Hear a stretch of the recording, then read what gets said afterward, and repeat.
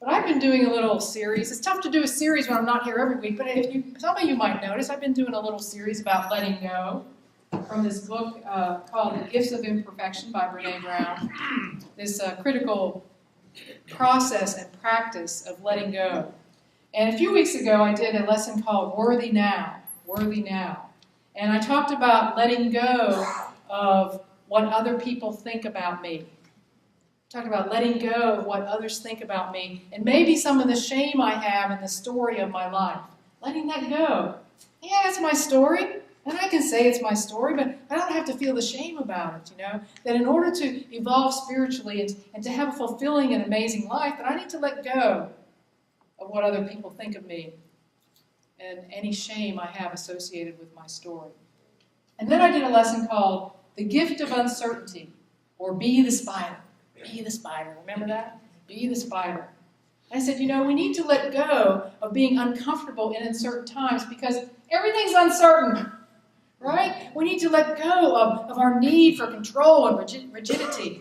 Okay, we need to let go of that stuff if we want to lead a fulfilling and joyous life, one that's happy, right? And things are happening around here in that same vein. There's a lot of letting go happening at Unity of Wilmington. Have you noticed that? Many of us are still letting go of the being of Richard Levy here, right? We're letting go of that. We're letting go of the fact that he's not here in the physical in that way. And we've gone through that process maybe of letting go of that. That whole process inside and not being attached to that was expressed. The God expression is Richard Levy. We've been doing that. We're also getting ready to do a big letting go process with the yard sale. We're letting go of stuff, right? We're bringing stuff in, we're clearing it out, we're putting it back into circulation. We're letting go. We're letting go. And we're making room in our hearts for a new minister, and we're making room in our house for something else. Or maybe we're making room for space where that stuff was. Well, I got to tell you, these two worlds collided this week when I was here on Wednesday, and the yard sale folks were all working out there, thank you. And it just so happens that, show this slide, Sean, it just so happens that this was out there. And it says, on the day Richard ascended, many clams felt that he simply jarred loose. Can you believe this? This was in the yard sale pile. On the day Richard ascended, many clams felt that he simply jarred loose. I thought it was hilarious. That's something Richard would say. I guess I'm just jarring loose. Right? So I saw this in the yard sale, and I said to Jennifer, hold up on that. We're not putting that in the yard sale. We're putting this on bid. So you can bid on this item out in the fellowship hall. There's a bid sheet out there if you want to take your very own framed portrait of Richard as a clam with you. And he simply jarred loose. Right? It's amazing how those things the worlds collided on that. This whole letting go thing, right? Well, today I want to talk more from this book of The Gifts of Imperfection about some other ideas that Brené Brown has about letting go. And one of the things she says that we need to let go of is this idea of scarcity. This idea of scarcity. This idea of not enough. This idea of insufficiency. Okay? Because we have this idea, and we have it in our consciousness, we have it in our minds, and we need, in order to live this amazing and joyful life, this life where we can give the gift that we are, we need to let go of this idea of scarcity. Well, some of you are saying, yeah, Paula, I got this one. I've been in Unity for a while. I have enough, I am enough, and there'll always be enough. And I say, good for you. I'm glad because you've done some work around that. But for the rest of us, I want to dive just a little bit deeper below that surface of enough. Some of us are looking around our house and saying, we have enough, we're doing well. But I want to look below the surface a little bit further of that not enough, what I'm calling the not enough syndrome.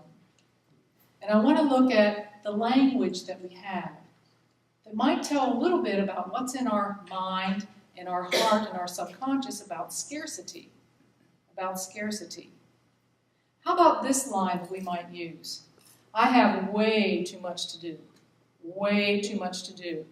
Followed most immediately by, if I don't do it, it won't get done right. Anybody have that? I have way too many. I see a few hands. I have way too much to do. And by the way, if I don't do it, it won't get done right. You see, that does not come from sufficiency in me.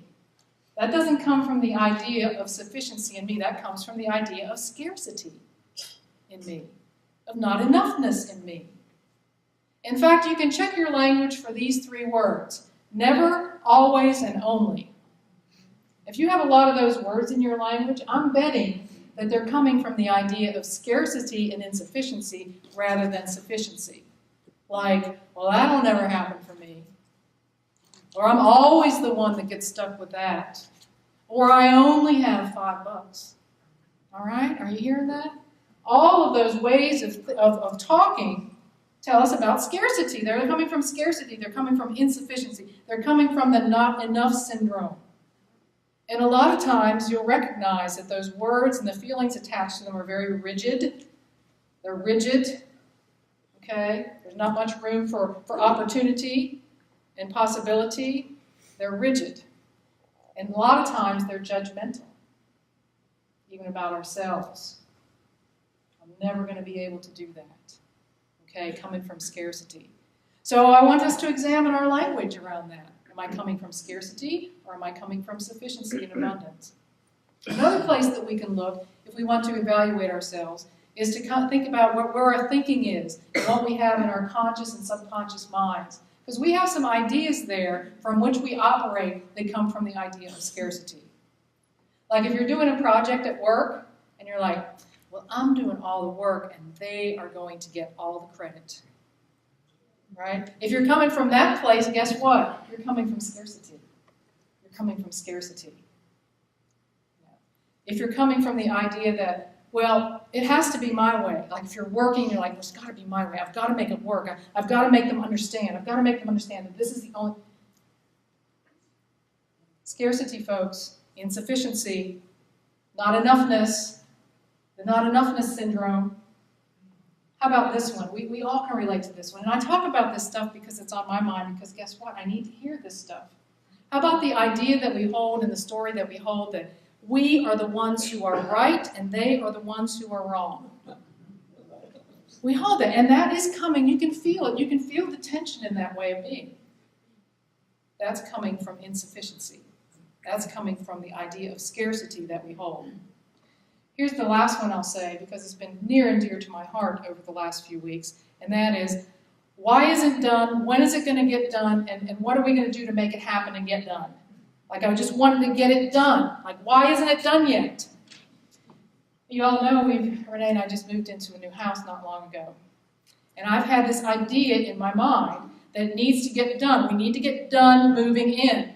The art needs to be on the wall. The pottery needs to be out. We need the furniture set in a certain place. And it needs to be done. The garage needs to be cleaned out, and it needs to be cleaned out now. Oh my gosh, she knows. She's laughing over there. Because she called me on it this past week. And she was like, why? Why does it all have to be done now? See, I was definitely coming from scarcity and not enoughness. We do it. I didn't even realize it because I had a good intention. I want the place to be done. But I'm coming from this. I'm coming from scarcity. I'm coming from the idea of not enoughness. And that's where this idea takes us. It takes it into anxiety, stress, and exhaustion. I've been exhausted thinking about it. I'm thinking about it all the time. Every time I get up out of bed, I'm thinking, oh, that's not done. Oh, that's not done. Oh, that's left to do. And when is that going to be done? It's exhausting. It's exhausting. And we do it. And it comes from scarcity. It comes from this idea of scarcity in us. So Brené Brown is rightly saying that in order to live this fulfilled and filling life, we've got to let go of these things. We've got to let go of the idea of scarcity. We can look and see it in our language, and we can look to find it in our thinking and feeling. But the second thing she talks about that we need to let go of is this thing called the fear of the dark. The fear of the dark. And you know what? We each have a different dark. We each have a fear that comes up differently.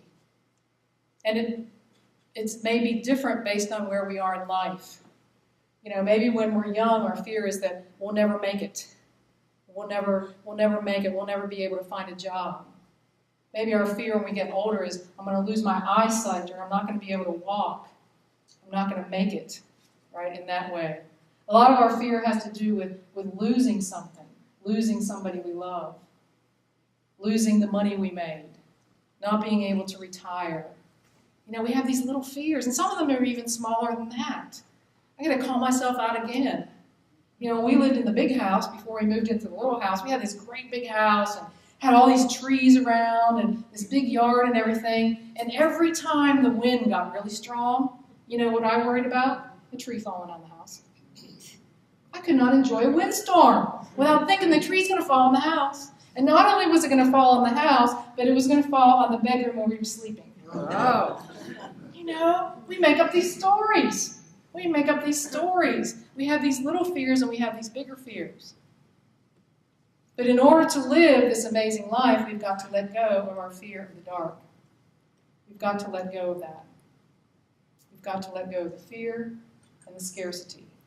But the great news is that there's a remedy for that. There's a remedy for this. Oh, it's so exciting. I love when there's a remedy. And it's not something you buy. It's something you practice. Okay? We say it every week. Practice, practice, practice. Here it is.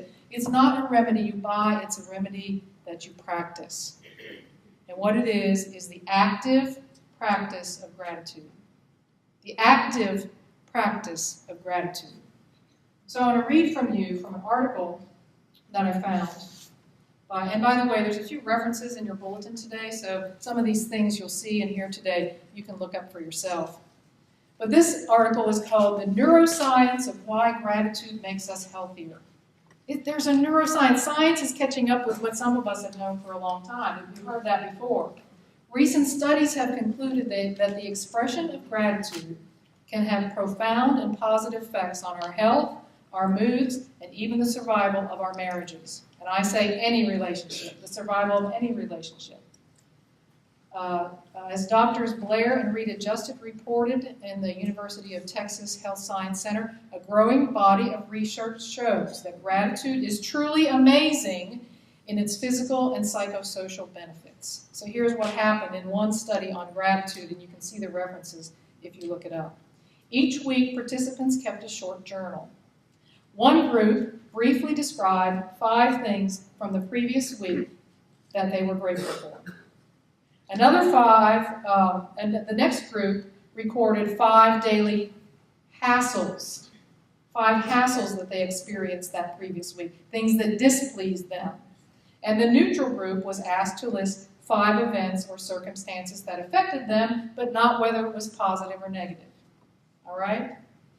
10 weeks later, participants in the gratitude group felt better about their lives as a whole and were a full 25% happier than the hassle group. 25% happier. They reported fewer health complaints and exercised an average of 1.5 hours more. In a later study, not surprisingly, people were asked to write down daily what they were grateful for. And that daily practice led to a greater increases in gratitude than did the weekly journaling in the first study. But the results showed another benefit. Participants in the gratitude group also reported offering others more emotional support or help with a personal problem, indicating that the gratitude exercise increased their goodwill toward other people. The simple act of purposeful gratitude. Okay. The act of being grateful. Now I'm going to tell you, this is not only being grateful for special stuff that happens to you, like the birthday cake. I mean, I'm very grateful, and I feel the love that comes from that. But I'm talking about being grateful for life itself, for the simplicity of life itself, for being able to start your car this morning and get here, for the water that came out of the spigot, for the toaster that toasted your bread or muffin. I mean, I'm talking about the simple things, the flowers that are blooming, not the allergies you have from them, but the flowers that are blooming. You see what I'm saying? Yeah. The article goes on. Apparently, positive vibes aren't just for hippies. If you want in on the fun, here are some simple things you can do to build positive momentum toward more happy and fulfilling life. So here it is. You know this from the article. Keep a daily journal. Notice those things. not only the special things, but life itself. Life itself. Yeah, life itself. You can think about what that is to you today. Life itself. Seeing it. To be grateful for it, to look for it. Number 2, make a practice of telling a spouse, partner, or friend something you appreciate about them every day. Finding someone every day to be able to say, I appreciate you, I love you, I love it when you. To find that person, to say to that person, I appreciate you, out loud, and not take it for granted. And here's the one that I've been using lately. Look in the mirror when you are brushing your teeth and think about something you have done well recently or something you like about yourself. Because we don't do that with ourselves, do we? Here's how I brush my teeth. I'm looking down the drain. I don't know what that metaphor is about. I'm looking at the drain. It's like, no. So I went from this to this. You see that? I stood up. I didn't crouch over. I wasn't leaning on the sink, getting it done. I stood up. I said, Paula, you're good. You did a good job with this. You know how to do this. You treated this person with kindness. You see? I started doing that. I was like, oh, I'm feeling better about myself. I'm feeling like there's possibilities. I'm being grateful from the inside. You know, the scripture says, in order to love others, we have to love ourselves. But we don't practice it much, do we? Letting ourselves know that. There's another practice of gratitude that has to do with this short film clip that we're going to watch right now. If we can get the lights, please. And take a look at this.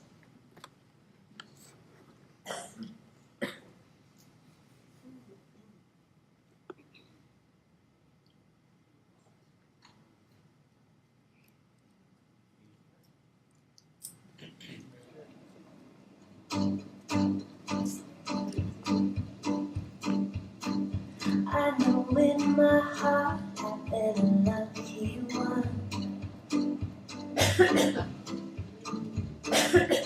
However far apart, you'll be the only one.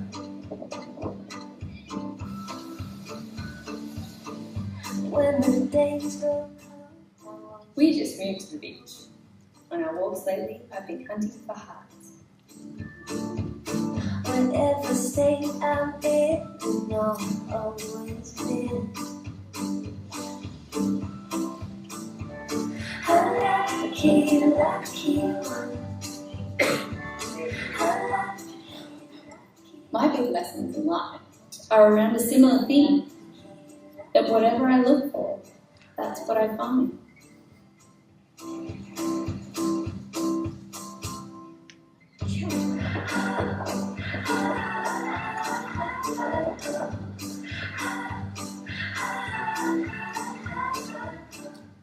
After the first week in my growing pile of hearts, I started telling Andrew all about my giant big philosophy around heart finding. Of course, he asked, don't you think it would work for squares?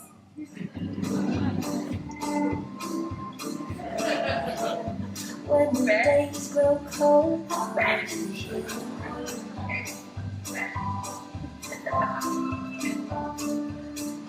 whatever state I'm in, you know I've always been. A lucky one. A lucky one. It seems to me that if we choose to look for something beautiful in our lives and the people around us, we will find it.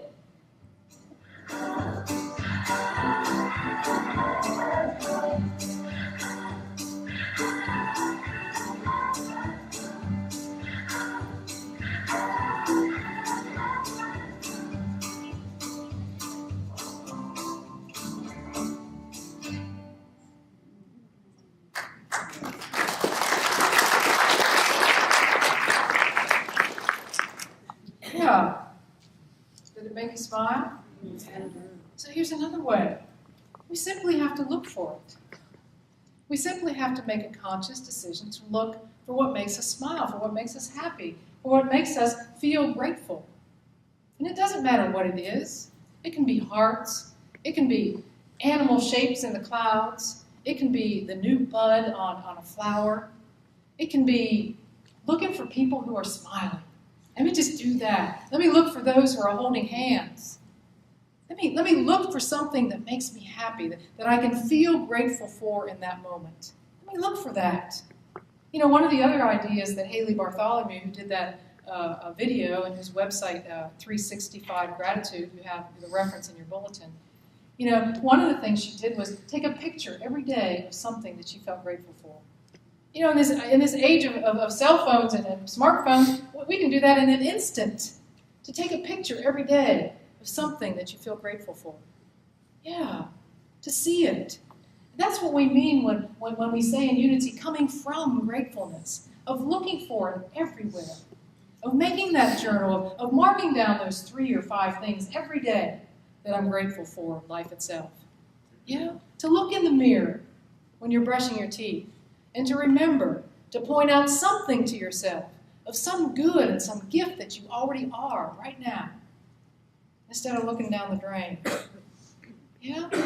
This is the way we practice gratitude. Actively practice gratitude. And it's been scientifically proven. To 25% of those people, 100% of them were grateful and living a joy-filled life.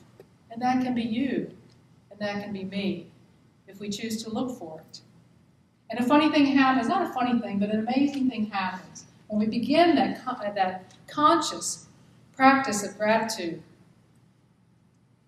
that scarcity thing, and that scarcity language, and that feeling of scarcity and thoughts, they just kind of start to melt away. And that fear of the dark that you've had for a while around a certain thing kind of melts away with it. It's the practice of gratitude and not the focus on those two things that bring it and bring you into that place of joy. So, as Richard used to say, practice well. Yes? And amen.